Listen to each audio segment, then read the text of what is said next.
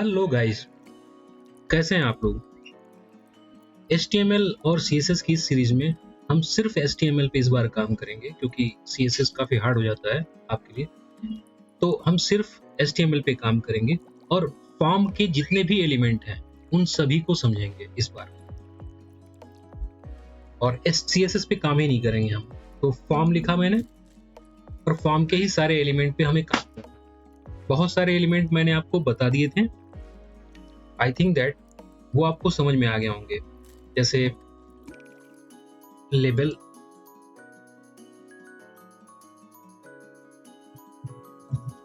ऐसे दे दिया हमने, फिर ब्रेक, तो यहाँ पे इनपुट ले लिया, टाइप टेक्स्ट, ये, और इसे रन कराते हैं। ये आ गया। तो ये हमारा, अब यहाँ पे हम प्लेस होल्डर में हम यहाँ पे लिख सकते हैं कुछ भी, जैसे गिव योर नेम, यहाँ पे हमने दे दिया और रन करा है। 1 मिनट, इनपुट ओके, इसलिए ये नहीं आ रहा। चलिए, ओके, गिव योर नेम यहाँ पे आ रहा है। अगर हमने प्लेस होल्डर नहीं दिया होता तो ये नहीं आता। बस प्लेस होल्डर देने से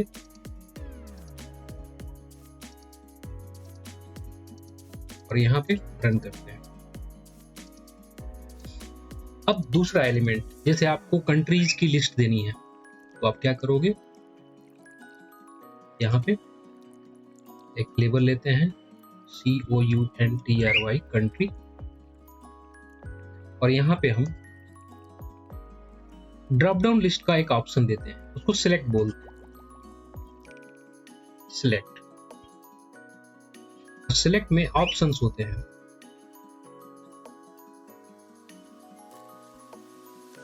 और उन ऑप्शंस की वैल्यूज होती हैं। आप वैल्यूज यहाँ पे डिफाइन कर सकते हैं, जैसे इंडिया,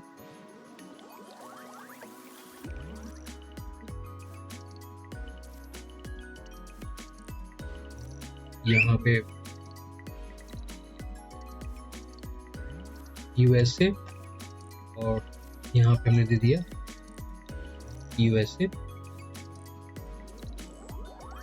और यहाँ पे UK।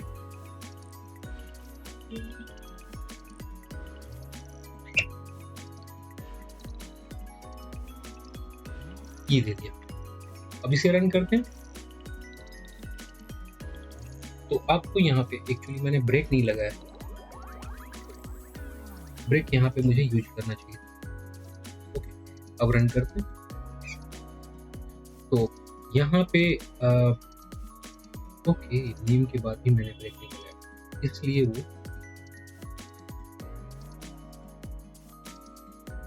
रन करते हैं। ओके, तो कंट्री यहाँ पे आ गई और कंट्री का ड्रॉप डाउन लिस्ट आ गया। इस सिलेक्ट के कारण ये आ रहा है। सिलेक्ट हमने दिया और उसमें ऑप्शंस दिए हुए हैं, जो नाम दिया वो, और वो रिटर्न वैल्यू है, बाद में इसे यूज करते हैं जावास्क्रिप्ट वगैरह में। तो यहाँ पे आपने कुछ सिलेक्ट कर लिया, कंट्रीज, अपना नाम दे दिया, ऐसे। चलो, ये हुआ आपका ड्रॉप डाउन लिस्ट या सिलेक्ट। फिर इसके बाद हम चाहते हैं यहाँ पे किसी पर्सन की एज देना, तो हमने यहाँ पे एज लिख दिया, और टाइप में यहाँ पे हम ऐसे प्लेस होल्डर में एज लिख देते हैं, और टाइप में हम यहाँ पे नंबर दे देते हैं, ऐसे। तो अब ये रन करेंगे हम। ओके, यहाँ पे भी मुझे इसके बाद एक ब्रेक लगाना होगा। ये बस ऐसे ही है, एक्चुअली हम CSS के थ्रू सारी चीजें मैनेज करते हैं। एज, तो एज किसी पर्सन की है 30 या 31, 32 ऐसा कुछ है, या उसकी एज है 12 ईयर्स। 12 मतलब 6th स्टैंडर्ड से कोई भी बच्चा इसकी पढ़ाई कर सकता है, तो उसके लिए काफी आसान होगा। चलो, हमने दे दिया यहाँ पे एज। अब यहाँ पे हम कैलेंडर, उसकी डेट देना चाहते हैं, डेट ऑफ बर्थ है, ऐसा कुछ। तो यहाँ पे क्या करेंगे, लेबल लेंगे और डेट, यहाँ पे फिर ब्रेक लगा देंगे ऐसे, और यहाँ पे फिर उसके नीचे में हम इनपुट लेंगे, इनपुट टाइप। इनपुट के बहुत सारे टाइप्स होते हैं, जैसे यहाँ पे हमने डेट टाइप दे दिया और इसे रन करें तो आपको यहाँ पे डेट, जब हम यहाँ पे टाइप देते हैं तो यहाँ पे आपको डेट का ये पूरा कैलेंडर मिल जाएगा, जिससे आप डेट को सिलेक्ट कर सकते हैं, कोई भी डेट को। ईयर्स में जाना हो, किसी भी ईयर्स में, जैसे हमें पिछले किसी भी ईयर्स में जाना हो, बैक में फरवरी, ये तो वो डेट हम यहाँ पे दे सकते हैं। तो डेट, इनपुट टाइप डेट में ये होता है। फिर यहाँ पे बहुत सारे अदर ऑप्शंस होते हैं, यहाँ पे हम देते हैं, जैसे एक टिक बॉक्स लगा रहे हैं और इंडियन, और यहाँ पे हम चेक बॉक्स लगाएंगे, सॉरी, इनपुट टाइप में चेक बॉक्स देंगे। और यहाँ पे एक्चुअली मैंने ओके यहाँ पे लगाना चाहिए, हमने लगा दिया। और जो ये इंडियन दिया है, ये हम इसके बाद देंगे यहाँ पे और इसे रन कराएंगे। तो इंडियन है या नहीं है वो यहाँ पे आ जाएगा। तो ये हुआ हमारा चेक बॉक्स। दूसरा होता है रेडियो बटन। तो रेडियो में एक्चुअली हम यहाँ पे लेबल लिखते हैं, जैसे मैरिड या अनमैरिड, ऐसा कुछ हमें इनपुट चाहिए, आउटपुट, सॉरी, तो वो हम यहाँ पे दे सकते हैं। तो मैं यहाँ पे ब्रेक के बाद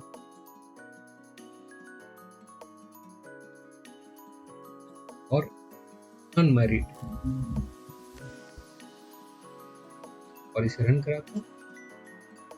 तो रेडियो का मतलब ये होता है, मैं यहाँ पे एक ब्रेक लगा देता हूँ और जिससे ये थोड़ा सा दूर हो जाए और रन कराता हूँ।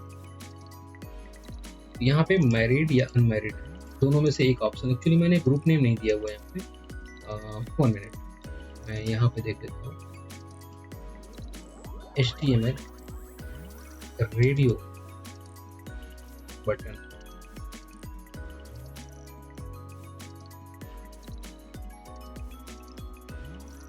टाइप रेडियो तो ठीक है, ग्रुप उसमें चाहिए एक नेम।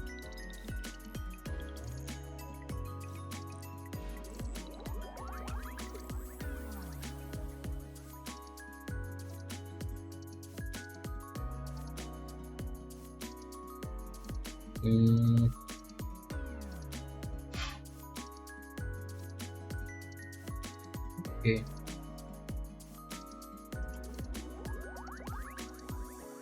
ग्रुप, यस, मुझे ये चाहिए।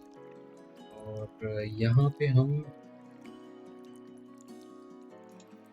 ग्रुप एट्रीब्यूट ये लेते हैं। तो यहाँ पे टाइप दे दिया हमने और नेम दे दिया, इसमें कॉन्टैक्ट, ये नेम, ओके। चलिए यहाँ पे हम क्या करते हैं, नेम इक्वल्स, और ग्रुप 1 को मैं G1 कर देता हूँ, ओके। और सेम यही कॉपी करके यहाँ पर भी दे देता हूँ, रन कराता हूँ इसे। अब ये क्या होगा, ये दोनों में से कोई एक ही वैल्यू सिलेक्ट करेगा, मैंने कुछ भी नहीं किया, दोनों के नेम को सेम कर दिया, नेम एलिमेंट को।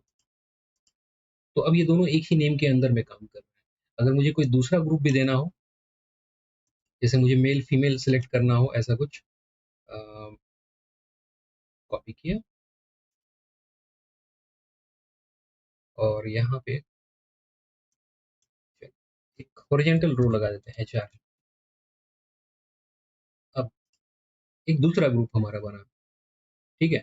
मैरिड अनमैरिड के बाद हमें यहाँ पे एक्चुअल में यहाँ पे देना है मेल फीमेल, तो दोनों ग्रुप एक साथ नहीं काम करने चाहिए। अब यहाँ पे रन करते हैं तो अब ये सारे एक साथ काम कर रहे हैं, बट अगर मैंने इसे ग्रुप 2 दे दिया और रन कराया तो यहाँ पे ये एक ग्रुप में काम करेगा और ये दूसरे ग्रुप में काम करेगा। ओके, चलो ये हो गया। इसके अलावा बहुत सारे एलिमेंट होते हैं, बट मैं आपको एक इनपुट देता हूँ, इनपुट फाइल इनपुट, जिसमें फाइल हम अपलोड कर सकते हैं। इनपुट और टाइप में दे दिया, हम ईमेल भी दे सकते हैं, ईमेल टाइप का होता है, सेल नंबर भी दे सकते हैं, बहुत सारे अदर भी होते हैं, कलर टाइप का दे सकते हैं, बट यहाँ पे मैं टाइप में दे देता हूँ फाइल। और अब आप देखोगे कि आप यहाँ पे फाइल अपलोड कर सकते हैं। यहाँ पे मैं यहाँ पे ब्रेक लगा देता हूँ और उसके बाद इस इनपुट एलिमेंट, एक्चुअली मुझे पूरा टेबल में ही डिजाइन करना चाहिए था, बट काफ़ी कॉम्प्लेक्स हुआ था। तो यहाँ पे हम चूज करते हैं कोई भी फाइल को, कोई भी इमेज हम ले लेते हैं पिक्चर्स में, आई थिंक दैट ये ले लिया, उस फाइल का नाम यहाँ पे आ गया, आपको दिख रहा है। और ये कोडिंग वगैरह बाद में कि हम उसकी कोडिंग कैसे करते हैं, बट यहाँ पे क्लिक करके और हम किसी भी फाइल का एक सिलेक्ट करके यहाँ पे देखिए उसका नाम आ गया, तो ये काम भी करता है। और चलो लास्ट में हम एक बटन ऐड करते हैं, तो ब्रेक लगाते हैं और बटन तो ऐड करना आपको अभी मैंने बताया ही था, बटन, और यहाँ पे एक फॉर्म को सबमिट करने का कोड देते हैं। तो अब इसे रन कराते हैं तो आपको यहाँ पे सबमिट का बटन भी मिल जाएगा। तो फॉर्म के जितने एलिमेंट थे वो हमने इसमें यूज किए विदाउट CSS का कोई भी यूज नहीं किया। ओके, अगर आपको मल्टीपल जैसे नेम दिए, फिर आपको कुछ और भी डिटेल देना हो तो उसके लिए टेक्स्ट एरिया करके आता है, बट आई थिंक दैट चलो एक बार डिटेल लिख देते हैं और इनपुट टाइप की जगह पे यहाँ पे टेक्स्ट एरिया आता है, और टेक्स्ट एरिया के अंदर हम ऐसे लिखते हैं।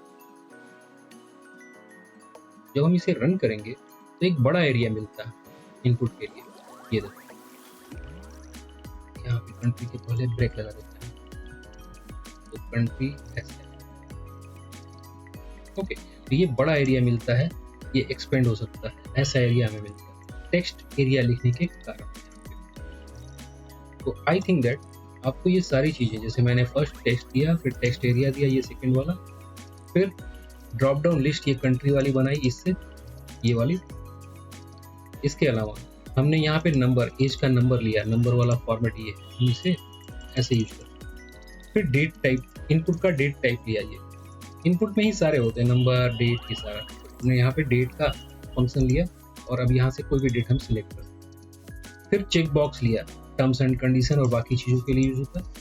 फिर रेडियो बटन, इसको ग्रुपिंग कर दिया हमने, एक ग्रुप ये, एक ग्रुप ये, और वो ग्रुप यहाँ पे वर्क कर रहा है,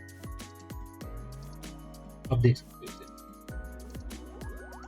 और फिर फाइल इनपुट के लिए फाइल का हमने लिया यहाँ पे, ये लास्ट वाला, कोई भी फाइल सिलेक्ट कर सकते हैं, उस फाइल का नाम यहाँ पे आ जाएगा, और सबमिट का बटन मैंने बना दिया लास्ट में। तो फॉर्म के जितने एलिमेंट थे मैक्सिमम मैंने कवर